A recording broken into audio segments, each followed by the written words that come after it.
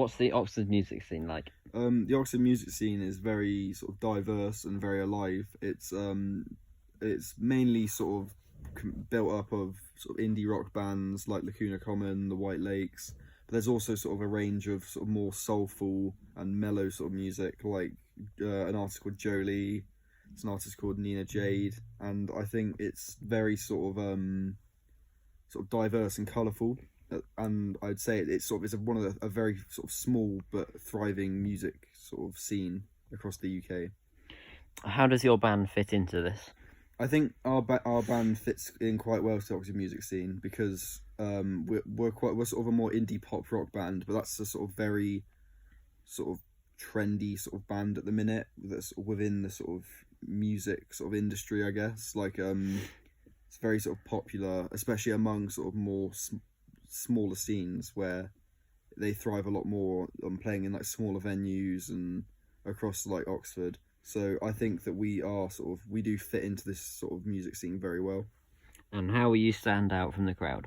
I think we stand out quite a bit because most sort of indie sort of pop rock bands tend to sort of tends to be a more sort of distorted sort of guitar strumming sort of noise that you would sort of get from like Arctic Monkeys or the Strokes or sort of bands sort of them as influences. But ours have a more sort of the music we write has a more sort of it has all of that in it, but a more kind of mellow sound underneath that, sort of cross between maybe like the Smiths or like more sort of early alternative, like from maybe like sort of the 80s or something.